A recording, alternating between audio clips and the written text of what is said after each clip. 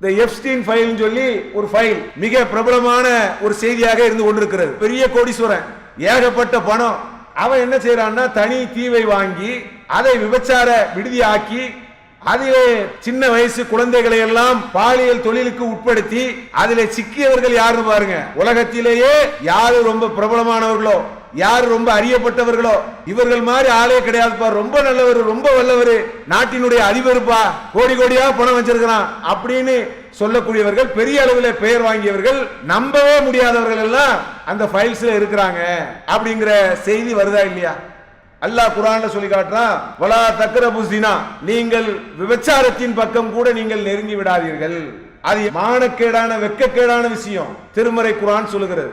பணத்தை கொண்டாலும் பதவியை கொண்டோ பல விஷயங்களை கொண்டு மறைத்தாலும் அவனுக்கு என்ன எவ்வளவு கேவலமா இருக்கு பாருங்க. ஒழுக்க கேட்டுல எவ்வளவு மோசமானவனா இருக்கான் பாருங்க. உலகத்திற்கு நல்லவன், தனிப்பட்ட வாழ்க்கையிலே அவன் கெட்டவன். அன்பிக்கினிய சகோதரர்களே, நோன்பு இருந்தால் நம்ம வாய் மூடி மௌனமாக இருந்து தேவையற்ற பேச்சுகளை பேசுவதை விட்டு தவிர்த்து ஒரு அவதூறு சொல்வது போன்ற பல்வேறு விதமான விஷயங்களில் கட்டுப்பாடாக வாழக்கூடிய ஒரு நிலையை நோன்பு உருவாக்குகிறது என்று நமக்கு தெரிகிறது. ஒழுக்கத்தை பற்றி பல்வேறு மக்கள் பல விதமாக பேசி கொண்டிருக்கிறார்கள் உலகத்தில். ஒழுக்கம் வேண்டும், ஒழுக்கமாக வாழ வேண்டும் அப்படின்னு சொல்லி சின்ன வயசிலிருந்தே பாடங்களிலே சொல்லப்படுகிறது, பேசப்படுகிறது.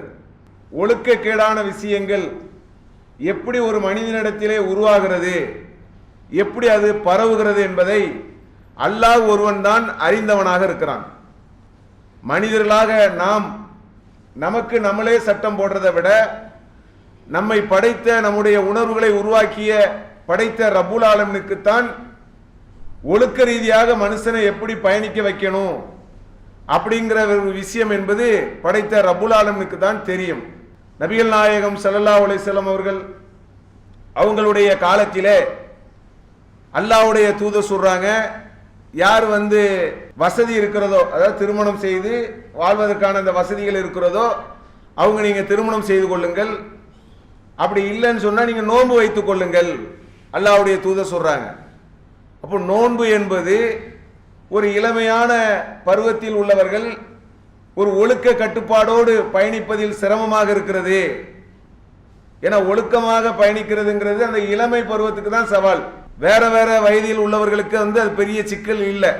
ஆனா இளமை பருவத்தில் உள்ளவர்கள் தான் ஒழுக்கமாக பயணிப்பதில் ரொம்ப சிரமத்தை அனுபவித்துக் கொண்டிருப்பார்கள். ஏன்னா அதுதான் அதுக்கூடிய வயசாக இருக்கிறது, ஹார்மோன்கள் சுரக்கக்கூடிய வயசா இருக்கிறது. அப்போ நிறைய கெட்ட எண்ணங்கள் உருவாவதற்கு ஏற்ற ஒரு வயது.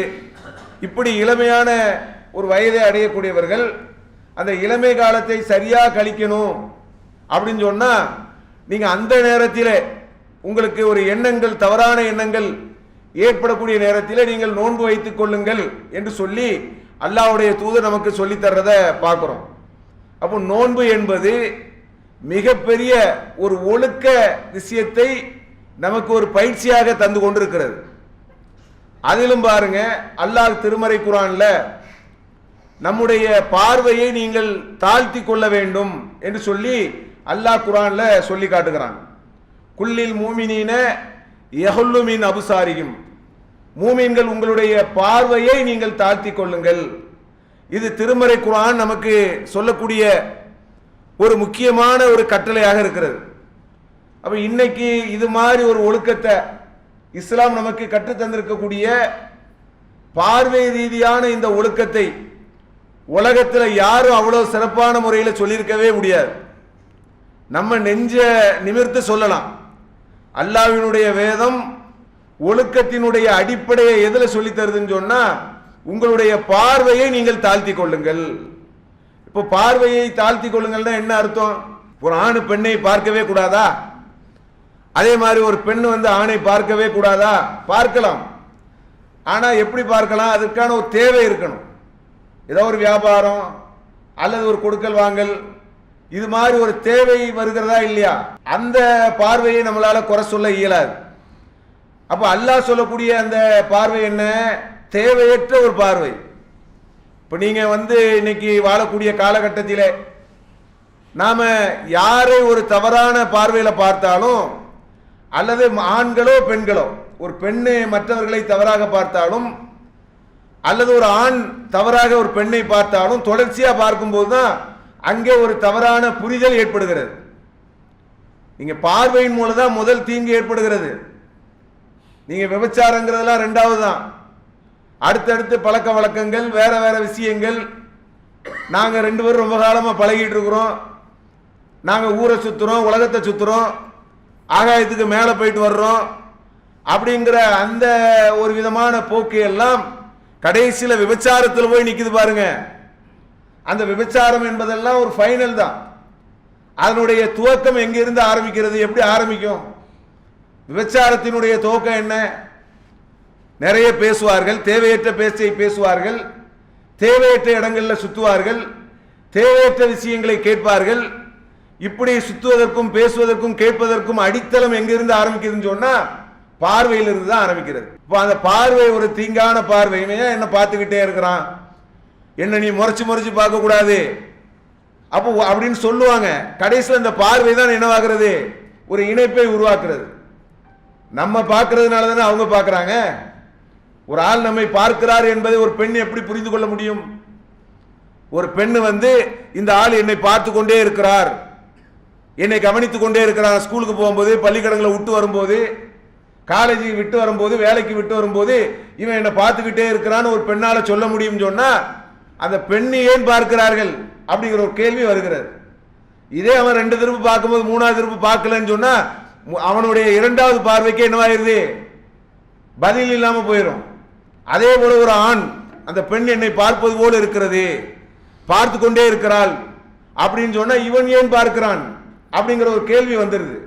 அப்போ பார்வையின் மூலமாகத்தான் தீங்கினுடைய துவக்கம், விபச்சாரத்தினுடைய துவக்கம், கெட்ட விஷயத்தினுடைய துவக்கம், மோசமான எண்ணங்களுடைய துவக்கம் எதிலிருந்து ஆரம்பிக்குதுன்னு சொன்னா பார்வையில் இருந்து தான் ஆரம்பிக்கிறது. தேவையான பார்வை என்று இருந்தாலும் தேவையற்ற பார்வையை தவிர்க்க வேண்டும். அதே அல்லாஹ் திருமறை குர்ஆன்ல என்ன சொல்றான், உங்களுடைய பார்வையை நீங்கள் தாழ்த்தி கொள்ளுங்கள், தேவையற்று பார்க்காதீர்கள், தலையை தாழ்த்தி கொள்ளுங்கள். இதுவே ஒரு பெரிய ஆரோக்கியமான ஒழுக்கங்க. ஒழுக்கத்தினுடைய மிக உச்ச கட்டம் என்று சொன்னா இதை சொல்லலாம். அப்ப இது நமக்கு நோன்பு தருகிறதா இல்லையா? மற்ற காலங்களிலும் நம்ம இருக்கிறோம், நமக்கே தெரியும். மற்ற காலங்களில் நம்முடைய உணர்வு, செயல்பாடு, நடவடிக்கை, நாம தெருவில் போறது வர்றது எல்லாமே நமக்கு ஒரு தெரியும். அதே நோன்பு காலங்களில் நமக்கு உள்ள ஒரு ஸ்கேனிங் இருந்துகிட்டே இருக்கும். ஆட்டோமேட்டிக்கா நம்ம கண்ணை அந்த நோன்பு பிடிச்சி இழுக்கும் பாருங்க. நம்ம நோன்பாளி என்பதையும் தேவையற்ற பார்வைகளை தவிர்க்க வேண்டும் என்பதையும் நம்முடைய நோன்பு என்று சொல்லக்கூடிய ஒரு அம்சத்தின் மூலமாக நம்முடைய உள்ளம் ஒரு கட்டுப்பாட்டுக்குள்ள இருக்கிறத நம்ம உணர்வுபூர்வமாக உணரலாம். நோன்பாளிகள் அதை உணர முடியும். அப்போ நமக்கு அல்லாஹ் இப்படியான ஒரு வாய்ப்பை தந்திருக்கிறான். ஒழுக்கத்திற்கான தலை சிறந்த ஒரு பயிற்சி தான் நோன்பு என்பது. தலை சிறந்த பயிற்சி. இந்த உலகம் எப்படி இருக்குன்னு அல்லாஹ்க்கு தெரியாதா? படைத்த ரப்புல் ஆலமீனுக்கு இந்த தெரியும், இந்த உலகத்தினுடைய போக்கு எப்படி இருக்கும், இங்கே ஒழுக்கக்கேடானவர்கள் எப்படி உருவாவார்கள், எப்படி இருப்பார்கள், ஒழுக்கக்கேட்டை நோக்கிய ஒரு சமுதாயம் எப்படி உருவாகும், இதெல்லாம் அல்லாஹ்வுக்கு தெரியும். அதற்கு அல்லாஹ் ஒரு அற்புதமான ஒரு பயிற்சியை நோன்பின் மூலமாக இறைவன் நமக்கு தருகிறான். அல்லாஹ் குர்ஆன்ல சொல்லி காட்டுறான், வலா தக்ரபு ஸினா, நீங்கள் விபச்சாரத்தின் பக்கம் கூட நீங்கள் நெருங்கி விடாதீர்கள். அது எப்படி இருக்கிறது? மானக்கேடான, வெட்கக்கேடான விஷயம். விபச்சாரம் என்பது ஒரு வெட்கக்கேடான விஷயம், மானக்கேடான விஷயம். அதன் பக்கம் கூட நீங்கள் நெருங்கி விடாதீர்கள் திருமறை குர்ஆன் சொல்லுகிறது. அப்ப அதன் பக்கம் கூட நெருங்கி விடாதீங்கன்னா என்ன அர்த்தம்? விபச்சாரம் செய்யக்கூடாதுங்கிறது இல்ல, அதன் பக்கம் கூட நீங்க நெருங்கிறாதீங்க, உங்களுக்கு நல்ல நிலை கிடைக்காது. அங்கே நெருப்பு எரிந்து கொண்டிருக்கிறது, நெருப்பை தொட்டு பார்க்காதங்கிறது கிடையாது. நெருப்பை தொட்டு பார்க்காத, பள்ளத்தில போய் விழாத அப்படிங்கிறது இல்ல. பள்ளத்தின் அருகிலே செல்லாதே, நெருப்பின் அருகிலே நீ செல்லாதே. அப்ப அருகிலே கூட செல்லாதேங்கிறான் அல்லாஹ். அல்லாஹ்வினுடைய அறிவுரை எவ்வளவு அழகானது பாருங்க. விபச்சாரம் செய்யாதீர்கள் என்றால் அது பெரிய விஷயம். நீ நெருக்கத்துக்கு போகாதன்னா எப்படி? அது சார்ந்த எதையும் நீ உதறி தள்ளி விட கற்றுக்கொள்ள வேண்டும். விபச்சாரத்தின் அருகில் செல்லக்கூடிய எந்த அம்சமா இருந்தாலும் சரி, மோசமான பேச்சு, மோசமான பார்வை, தேவையற்ற பார்வை, தேவையற்ற விஷயங்களை பேசுவது, ஆபாசமான எண்ணங்களை பேசுவது, ஆபாச விஷயங்களை பேசக்கூடிய நண்பர்களிடத்தில் இணக்கமா இருக்கிறது, இதெல்லாம் நெருக்கம் தானே. நண்பர்கள் சொல்லுவாங்க, அவன் எனக்கு ரொம்ப நெருங்கிய நண்பர் அப்படிம்பாங்க. என்ன நெருங்கிய நண்பர் அப்படின்னு கேட்டா, ரொம்ப டபுள் மீனிங்ல பேசுறதுல அவங்க ஒரு நெருங்கிய நண்பர்கள். நெருங்கிய நண்பர்னா என்ன? நாங்க ரெண்டு பேரும் ரொம்ப க்ளோஸான ஆட்கள், ரொம்ப நெருக்கமான ஆட்கள், அந்நியோன்யமா இருப்போம் அப்படின்னா என்ன அர்த்தம் கேட்டா, இரட்டை அர்த்தம் தரக்கூடிய தேவையற்ற முறையற்ற பேச்சுகளை ரெண்டு பேரும் என்ன செஞ்சுக்கிடுவாங்க, ரொம்ப நெருக்கமா பேசிக்கிடுவாங்க. அப்பதான் நெருங்கிய நண்பர்களாம். என்னுடைய நெருங்கிய நண்பர் அவரு அப்படிங்கிறாங்க. நெருங்கிய நண்பர்களுக்கு அடையாளம் எப்படி சொல்லப்படுகிறது? இப்படியாக ஒரு பார்வை வருகிறது. அவன் நெருங்கிய நண்பரா அல்லது நரகத்துக்கு நம்மை நெருக்கிற நண்பரா? நரகத்தில் கொண்டு அலாக்கா கொண்டு தள்ளிடுவான். வீணான தலைவர்களை பின்பற்றியவர்கள் நாளைக்கு நரகத்திலே செல்லுவார்கள் சொன்னா இதே லிஸ்ட்ல எல்லாரும் வரதனை செய்வாங்க. தேவையற்ற நமக்கு மோசமான வாழ்க்கை முறையை கற்றுத்தரக்கூடிய ஒரு நண்பன் கூட நேர கொண்டு அலக்கா நம்மை நரகில் தள்ளிவிடுவான். அப்போ ஒழுக்கம் என்பது அல்லாஹ்விடத்திலே மிகப்பெரிய ஒரு உயர்வை தரும். சாதாரண ஒரு உயர்வை தராது, மிகப்பெரிய ஒரு உயர்வை நமக்கு என்ன செய்யும், தரும். ஆனா இன்னைக்கு இருக்கக்கூடிய காலகட்டத்தை நீங்கள் கொஞ்சம் சிந்திச்சு பாருங்க. எப்படி காலங்கள் செல்லுதுன்னு சொன்னா, நடிகர்களை ரொம்ப தலைக்கு மேல தூக்கி வைத்திருக்கக்கூடிய ஒரு காலகட்டத்தில் நம்ம வாழ்ந்து கொண்டிருக்கிறோம். நடிகர்கள், நடிகைகள் இவங்கெல்லாம் ஒரு புனிதர்களாக பார்க்கப்படுகிறார்கள். அரசியலுக்கு யார் வேணாலும் வரலாம், அதை பத்தி நமக்கு பிரச்சனை இல்லை. ஆனால் அரசியலுக்கு வருவதற்கு நடிப்பு துறை என்பது ஒரு காரணமாக இருக்கிறது. அப்போ நடிப்பு துறைக்கு காரணமாக இருக்கக்கூடிய அதன் மூலமாக வளர்ச்சி அடைந்து அவங்க என்ன செய்யறாங்க, அரசியலுக்கு வருகிறார்கள். வரக்கூடிய நேரத்தில் அந்த நடிகரை இஸ்லாமிய பெண்கள் கூட, நீ அரசியல்வாதியா பார்க்கலாம், அது வேற விஷயம். யாரு அரசியலுக்கு வந்தாலும் நான் ஓட்டு போடுவேன், ஆதரிப்பேன், ஆதரிக்க மாட்டேன் என்று சொல்வது தனி. ஆனால் என்னுடைய தலைவர் வருகிறார், யாரு, பர்தா அணிந்து கொண்டு, இப்படியான ஒரு பேச்சுகள் வருவதை பார்க்கிறோமா இல்லையா? என் தலைவருக்கு தான் உயிர், அவருக்காக நாங்கள் எதை வேண்டுமானாலும் கொடுப்போம். நடிகர்களுடைய வாழ்க்கையில் தவறான ஒரு வாழ்க்கையை வாழ்கிறார்கள் அப்படின்னு சொன்ன உடனே அது எப்படி அவங்க வாழ்வாங்க? வாழவே மாட்டாங்களே. எங்க தலைவர்லாம் அப்படி போக மாட்டாங்களே அப்படிங்கிற மாதிரியான ஒரு பேச்சுகள் வர்றதையும் பார்க்கிறோம். ஒருவன் நடிகர் என்று சொன்னால் அதுக்கு அர்த்தம் என்ன? ஒழுக்கத்துக்கு உத்தரவாதம் வாங்கியிருக்கிறானா? நடிப்புங்கிறது என்னது? இன்னைக்கு வாழக்கூடிய காலகட்டத்திலே சினிமா சீரியல்கள் என்பது எப்படி ஒரு மோசமான ஒழுக்க கேட்டினுடைய ஒரு உச்சகட்டத்தில் இருக்கிறது என்பது நமக்கு தெரியவில்லையா? அந்நிய பெண்களும் அந்நிய ஆண்களும் குலைந்து பேசி ஆடக்கூடிய ஒரு தளமாகத்தான் இன்னைக்கு சினிமா துறை இருக்கிறது. அப்ப நடிகர் அவர் ஒழுக்கம் தவற மாட்டாருன்னா அவர் சினிமால இருக்கிறார, அது ஒழுக்கமான விஷயமா? அது அப்ப என்ன செய்யப்படுகிறது? இப்படியாக ஒழுக்கங்கள்னா என்ன என்று தெரியாத அளவுக்கு இன்னைக்கு ஒரு சமூகம் உருவாகி கொண்டிருக்கிறது. சமீபத்தில் ஒரு வீடியோ ஒன்று வருது. கேரளால ஒரு பாடகர், அவர் சமீப காலமாக ஃபேமஸாக அவருடைய பாடல் அது ஒரு வைரலா பரவுது. அவர் பொது மேடைகள் எல்லாம் வர்றாரு. வரக்கூடியவர் அதுல சில பேர் ரொம்ப நேசமா போய் அவர் என்ன செய்யறாங்க, கட்டி பிடிக்கிறாங்க, அவருக்கு நெருக்கத்தில் போறாங்க, இப்படி எல்லாம் செய்யறாங்க. அதான் ஆண்கள். பெண்கள் என்ன செய்யறாங்கன்னு சொன்னா போறாங்க. பெண்கள்ல சில இஸ்லாமிய பெண்கள், நம்ம எல்லாத்தையும் சொல்லல, பர்தா அணிந்து கொண்டு ஒரு இஸ்லாமிய பெண்மணி அவர்கிட்ட போய் என்ன செய்யுதுன்னு சொன்னா ஒரு போட்டோ ஒன்று கொடுக்குது. அந்த போட்டோ என்ன, அவரை படம் வரைந்து வைத்திருக்கிறார்கள். அதை வாங்கி அவர் பார்க்கிறார். யாரே? அந்த பாடகர். பார்த்து விட்டு அந்த பெண்ணை அவ்வளவு பெரிய மேடையில் அணைக்கிறார். எப்படி ஒழுக்கம்னா எப்படி, என்ன நிலை என்றே ஒரு சமுதாயத்துக்கு புரியல. மார்க்கம் எதை சொல்லி தருகிறது, நாம எப்படி கண்ணியமா இருக்கணும், நம்முடைய வாழ்க்கை முறை எப்படி இருக்கணும். இவர்கள் போன வருஷம் நோன்பு வச்சிருப்பாங்களா? வச்சிருந்திருப்பாங்க கண்டிப்பா. அடுத்த வருஷம் வைப்பாங்களா? வைப்பாங்க கண்டிப்பா. ஆனால் இஸ்லாம் சொல்லக்கூடிய ஒழுக்கம் என்ன என்னன்னு புரியாதவர்களாக இருக்கிறார்கள்.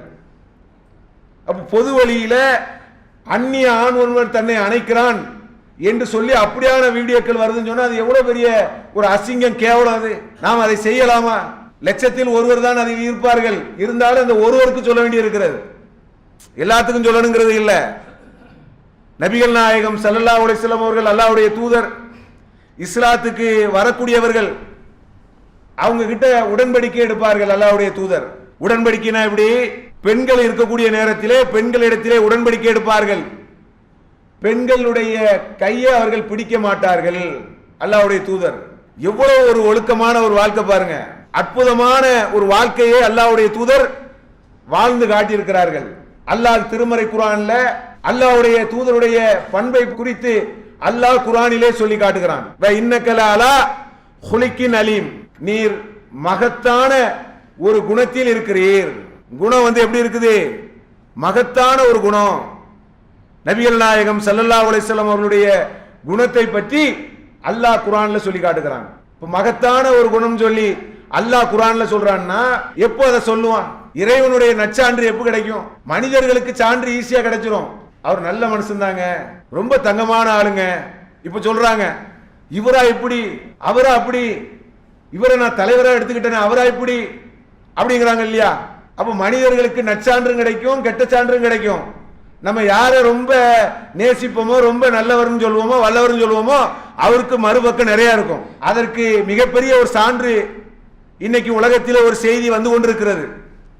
உங்களுக்கெல்லாம் தெரியும், இந்த எப்ஸ்டீன் ஃபைல் சொல்லி ஒரு ஃபைல், அது மிக பிரபலமான ஒரு செய்தியாக இருந்து கொண்டிருக்கிறது. பெரிய கோடீஸ்வரன், ஏகப்பட்ட பணம்.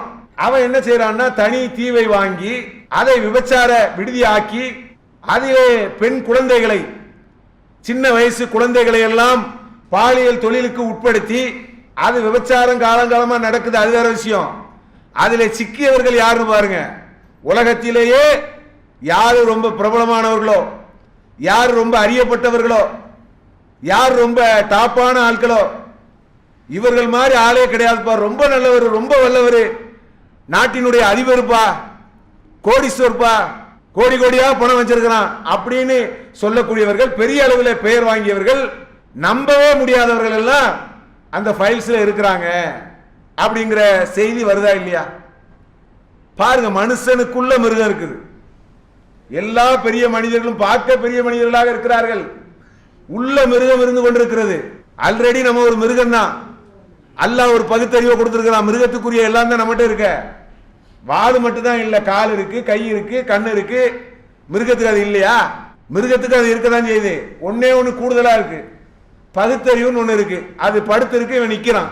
அப்ப உள்ளுக்குள்ள இருக்கக்கூடிய அந்த மிருகம் என்பது வெளியில லேசா வருது. அந்த மிருகம் பணத்தை கொண்டாலும் பதவியை கொண்டோ பல விஷயங்களை கொண்டு மறைத்தாலும் அவனுக்கு என்ன எவ்வளவு கேவலமா இருக்கு பாருங்க. ஒழுக்க கேட்டுல எவ்வளவு மோசமானவனா இருக்கான் பாருங்க. உலகத்திற்கு நல்லவன், தனிப்பட்ட வாழ்க்கையிலே அவன் கெட்டவன். அப்போ உலகம் என்ன சொல்லும்? இவர் மாதிரி ஒரு ஆள் உண்டுமா? எவ்வளவு ஒரு நல்லவர் வல்லவருங்க.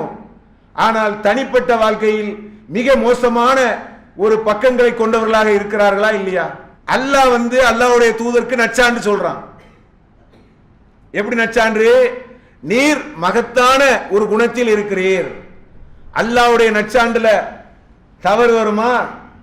அல்லாஹ் தெரியாம சொல்லுவானா? அல்லாஹ்வுடைய நச்சாண்டுல ஏதாவது குறை வருமா? எல்லா விஷயங்களையும் ஏ டு செட் வரைக்கும் அல்லாஹ்க்கு தெரியும். அப்ப அல்லாஹ்வுடைய நச்சான்றை அல்லாஹ்வுடைய தூதர் பெறுகிறார்கள், அழகிய வாழ்க்கை வாழ்கிறார்கள். அதனாலதான் அல்லாஹ்வுடைய தூதர் ஒரு இடத்துல அவங்களுடைய மனைவி இடத்திலே பேசிக் கொண்டிருக்கும் போது அந்த வழியா சகாபாக்கள் போகக்கூடிய நேரத்தில் அல்லாஹ்வுடைய தூதர் அழைத்து சொல்லுவாங்க, இது யார் தெரியுமா? என்னுடைய மனைவி.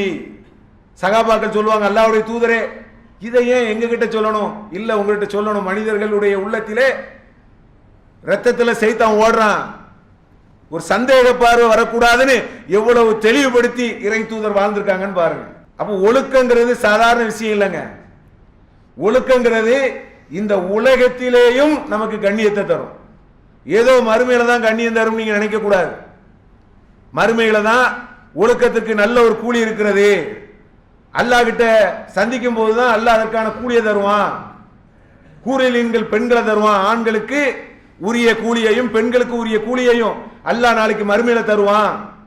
இங்கே ஒரு கட்டுப்பாடான ஒழுக்கமான தியாகமான ஒரு வாழ்க்கை வாழ்ந்ததுக்கு மறுமையில சிறப்பான அற்புதமான எந்த குறைகளற்ற ஒரு வாழ்க்கையை அல்லாஹ் தருவாங்கிறது தனி விஷயம். ஆனா துன்யாவிலையும் அல்லாஹ் கண்ணியப்படுத்த தான் செய்வான். அல்லாஹ் இழிவுபடுத்திடுவானா? ஒழுக்கத்தின் மூலமாக நம்ம மேன்மை அடையலாம். யூசுப் அலைஹிஸ்ஸலாமுடைய வரலாற்றை அல்லாஹ் திருமறை குர்ஆன்ல சொல்லி காட்டுறானா இல்லையா? அந்த வரலாறு நெடுக்க அதை பற்றி அல்லாஹ் பேசக்கூடிய நேரத்திலே அல்லாஹ் அதை எப்படி பேசுகிறான்? அது ஒரு அழகிய வரலாறுங்கிறான். சிறைச்சாலையில் கொண்டு போட்டுருவாங்க.